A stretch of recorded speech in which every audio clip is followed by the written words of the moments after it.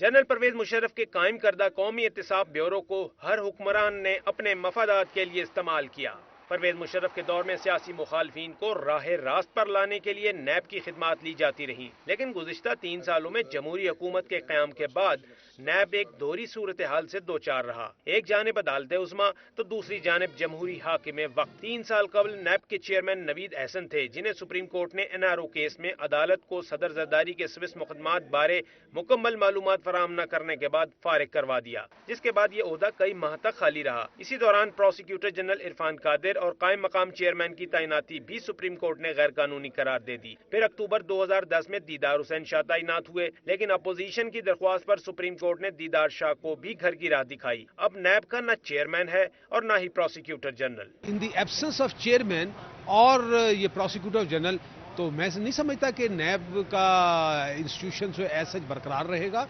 गुज़िश्ता 3 सालों में नैब ने 150 से ज़ायद मुकदमात एहतिसाब अदालतों में दायर किए, जिसके बाद दायर करदा मुकदमात की मजमूई तादाद 1727 हो गई है। मजमूई तौर पर 999 मुकदमात का फैसला हो चुका है, 604 मुकदमात में सजाएं सुनाई जा चुकी हैं और बरी होने वाले अफराद की तादाद 264 है, जबकि 131 रेफरेंस वापस लिए गए हैं और यूं इस वक्त मौजूदा मुकदमात की तादाद 728 है। इन अहम मुकदमात में double Shah case, bank of Punjab case, हमेश खान की अमेरिका से वापसी और बैंकर सिटी केस में गिरफ्तारियां भी शामिल हैं। इसी तरह से नैब ने अब तक 153 अरब रुपए की वसूलियां की हैं, जिसमें से 39 करोड़ रुपए दीदार हुसैन शाह के दौर में वसूल किए गए।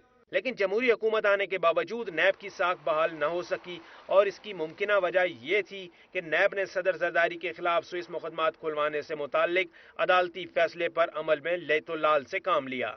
शायद इसी बाइस हुकूमत ने 3 सालों में सिर्फ एक चेयरमैन की तकर्री की, जो कलअदम हो गई। अदालती फैसले के बाद हुकूमत के लिए अब मनपसंद चेयरमैन लाना तकरीबन नामुमकिन है। अदालत ने नए चेयरमैन की तकर्री के लिए कोई टाइम फ्रेम भी नहीं दिया है। क्या उनको अपनी जिम्मेदारियों का खुद एहसास नहीं है? अब क्या हर केस में सुप्रीम कोर्ट हर इदारे को रोज बुलाएगी और हर फर्द को बुलाएगी और उसको ये कहेगी कि देखो भाई फलां कानून में तुम्हारा ये इख्तियार है और तुम ये काम करो? ये अदालतों का काम नहीं होता। ऐसी सूरत हाल में नैब चेयरमैन की फौरी तकर्री हुकूमत की तरजीह नहीं होगी और शायद मामलात ऐसे ही चलते रहेंगे।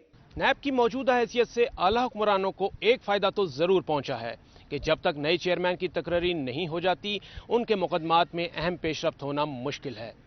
कैमरामैन मुदस्सर शहूद के साथ मोहम्मद कामरान, दुनिया न्यूज़, इस्लामाबाद।